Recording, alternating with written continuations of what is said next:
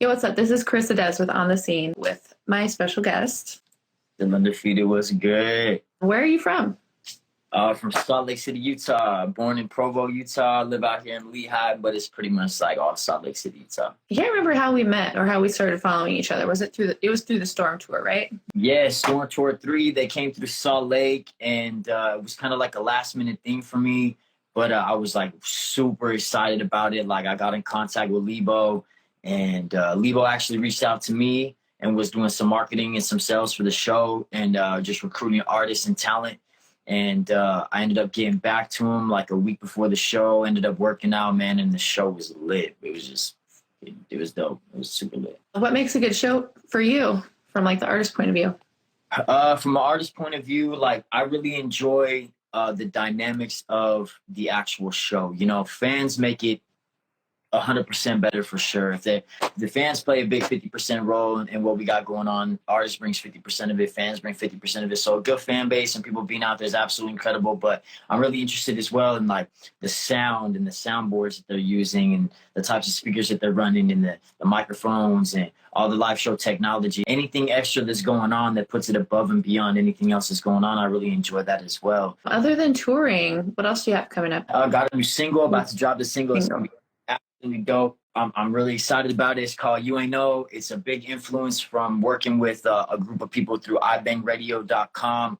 Dude, Mr. Snow put together some incredible events and some credible opportunities through some local clubs, a big theater out here. And we work together really heavily on rehearsals and live shows and being at the clubs and turning up. I mean, just absolutely incredible time. It's an incredible time of life. So put together this track. There's a big influence of the artists that were there, the influencers that were there, the management that was there, the radio station that was there, and the clubs and the DJs. And so it's a recap of all that energy and excitement and those things that were going on through that time. So this is what that single is all about. It's called Ain't Know It. August 24th is when it drops. It's going to be on all streaming platforms. It's already through DistroKid right now. And so it'll be on Apple Music, Spotify, YouTube. I'm try to get it out there to everybody as soon as possible. But August 24th, just Still Undefeated, just one word. And same thing on Apple Music. And you can look up my YouTube as well. You can look me up on YouTube, just Still Undefeated. Do you normally put out a music video at the same time that you put out your new singles? Or is it like you do one before the other? I know artists do it a little differently. Video is definitely a goal. It's definitely on the marketing plan. It's definitely on the goal sheet for what we're trying to accomplish. So, yes. I think you just inspired me and gave me even more motivation to make a bigger plan. So thank you. That's incredible. Appreciate it. How do you normally get prepared for a launch as an artist? Interviews for sure. And I also like to run like a pretty tight schedule as well. So I'll have like a month-long schedule from the time of like current PR releases. So like it usually starts out with like, here I'll walk through with you. So it's like an indie PR begins on the 1st of the month. On the 4th, it's like the initial release to DistroKid. On the 5th, it's a pitch to Spotify. On the 6th, it's a pitch to like local radio stations. On the 13th, we'd like to work on a vision board that kind of paints a picture of like what we want to see, like visually with how the single is, how the single is presented, what the single means, and so on and so forth. And then the 14th is a photo dump for the album release. The 15th, we put out a bio that's completed about the song. The 18th, we do an email blast of a snippet and a track listing if it's multiple songs, but this is just going to be one track, so just one track. The 20th is a podcast release, which will be exactly what we're doing here. So we'll release this podcast for it. And then the 24th is the release date. The 25th, we push to more radio stations and we go through a site called Groover. Groover has all types of like blogs and podcasts and playlists and song reviews and so on and so forth. So we put the track out to those guys and we get them to review the song, put them on playlists, write blogs about it. We get all that information back, compile that data and whatnot, see what the reactions are. And then we do an artist schedule release on the 26th. So we let people know what shows we got coming up. If we got anything that's dropping in the next little bit, hopefully focusing on tours and things like that. And then the first of the next month, we we try to like see where the song went, if there was like a big lead for it, a big following for it, if there was a lot of streams that went on, a playlist picked it up, and then we continued the next month for 30 days to do 30 pieces of content. So every day we'll do a different piece of content, like singing in the car. We'll be in the car singing the song as a piece of content. We'll do like showing off in a workspace. So like we'll sing it at work. You know what I mean? That's another piece of content. We'll do like a funny post with the song where it's like a funny post and so on, and things along those lines. So we like to build it up, at least 30 pieces of content around the track. And then that's for the whole next month. And then we start to build the next release. And then like you were suggesting, hopefully get into a music video if there's a big following for it. There's like something that like really pops with it. It's all for the love of art, but definitely want to make sure that people are rocking with it for sure. I got an incredible management team, Glenn Allen and Chris Newhart. They're absolutely fantastic. They stay on top of what I got going on. They really push me to be better. They push me to get studio releases done. They push me to be in the studio with High Minded Studios. I got incredible influences in my life, all around pushing me to be better, mentorships, and that continue to follow through from Kasky and Anonymous, and Tasty Beats is a huge influence in my life, really pushing me to be better with shows and whatnot. A huge entire faculty of Berklee College of Music. I got a touring teacher that's really pushing me to be better. Just went through a management and artist management class that really pushed me to be better. So solid family relationships that are there to be supportive with me. Big team of people around me that are really pushing me to be a lot better. You know, it's a lot of grind and focus on my own. Like I'm always at my desk. I'm always recording. I'm always practicing. I'm always rehearsing. I'm always focused on release dates and release opportunities and checking merch stocks and following up with press and retail and college radios. And solid team for sure. They always push me to be better. They believe in me. They support me. You know what I mean? So yeah. Guerrilla Mafia Entertainment. Shout out Guerrilla Mafia Entertainment for real. I can't leave out the Storm Tour community as well. Every Wednesday, Lebo's on the calls with us, like dropping new gems, dropping new knowledge, trying to get us out there to like market and connect and build chat rooms and build opportunity and, you know, print tickets and rehearse. And I mean, just incredible support. Do you have an album planned? So I went through a mentorship with Kasky from Houston. He's formerly Cash Money Records. Now he's an independent artist. He's doing big tours. He's about to go on tour with Yellow Wolf, doing big shit. I mean, dude's just very accomplished. So I went through a mentorship with him and his producer, Anonymous, who is absolutely he's an incredible producer. Like, dude is just insane when it comes down to instrumentals and whatnot. So I went through a mentorship with these guys, and the big goal for this year was to really drop singles and to really put out as many singles as possible. We're trying to do at least one a week or one every 2 weeks. So I've tried to put out some other tracks like that. We were on a straight roll for like 6 months straight, put out like a single every week.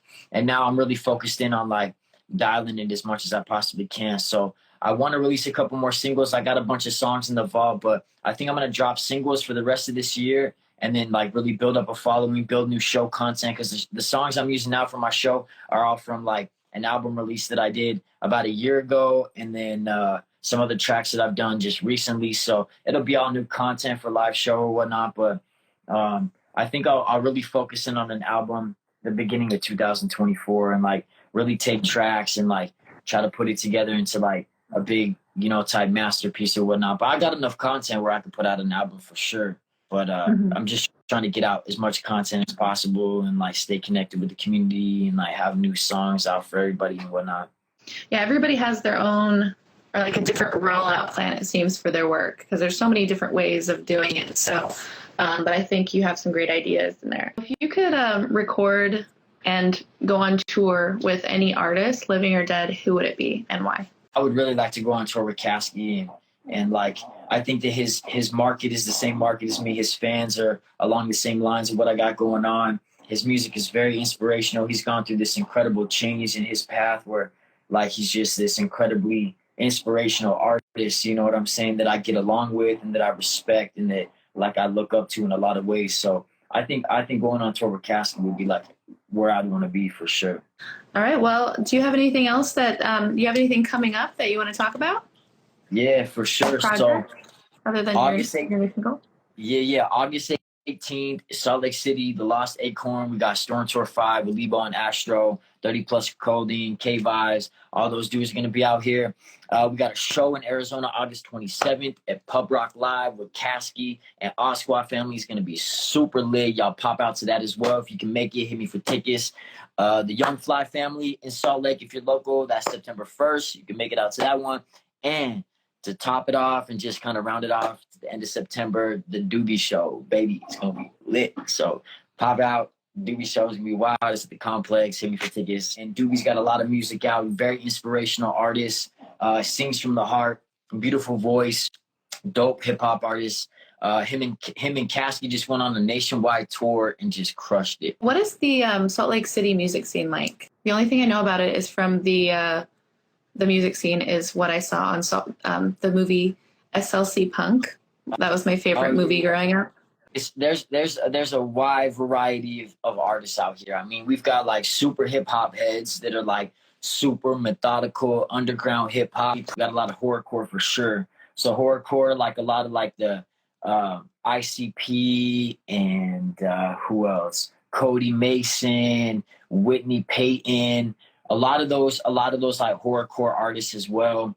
And then we've got like a real big underground scene. It's a lot like Destroy Lonely and Sofago and Playboy Cardi, and like real dark. And then we got like super thug rappers as well, like 1990s gangster rap, Still Alive. This dude Doran, he's a huge promoter out here for the horrorcore scene, and just was at the gathering of the Juggalos and whatnot. And he just always has these artists on stage. Like he keeps the scene so connected, and there's always so much love there, and there's always so much unity between that group of people. I've been blessed to do a couple of shows with some of the artists, like some of the horrorcore artists I've been on stage with. The scene is so connected, and there's so much love there, and there's just so much unity within what they got going on.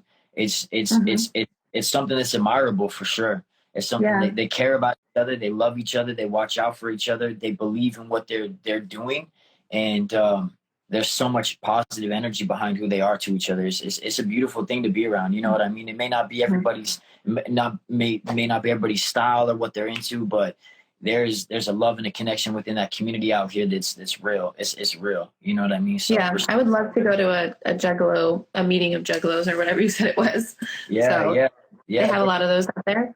I would just want to interview people. I think it was in Idaho, and it was like the gathering of the Juggalos is what they called it. And I just saw Doran posting about it on his page and whatnot, and he was like, "Bro, that's crazy." Yeah, the following out there was massive. Like the people were just like tons of people out there. So, but it's real. It's a real community, and it's real love, and it's real. I got nothing but respect for him for sure. Is there anything else that you want to talk about or tell your fans or your future fans before we go? Follow your dreams, make a plan, stick to it. Don't give up on your goals. Real chop. If you ever need somebody to talk to, hit my DMs. I'll help you put together an idea of how to stay focused on what you want to do and to drive after your goals and whatnot. I want to give a shout out Gorilla Mafia Entertainment. Shout out Glenn and Chris. Love you guys so much. Big shout out iBang Radio, Mr. Snow, everybody involved, Miss Bree, everybody that's involved, iBang Radio. Shout out Good Gang, Gang for Life. You know what I'm saying? Got you guys. Respect, love. Thank you for rocking with me. And man, thank you to all my supporters and my fans. Thank you, Carissa, for the incredible and amazing opportunity that you were allowing me to be a part of what you got going on. And I'm thankful for you guys very much. Very grateful. Thank you so much for taking the time out to talk to me and giving me a little peek into not only what you have going on, but also the Salt Lake City music scene. I think you're the first artist that I've interviewed that's from Salt Lake City. So it's been a cool opportunity for me too. You're welcome here anytime. You're welcome here anytime. Come out whenever you want. I got you. Make sure you're straight. You're good to go. You're amazing.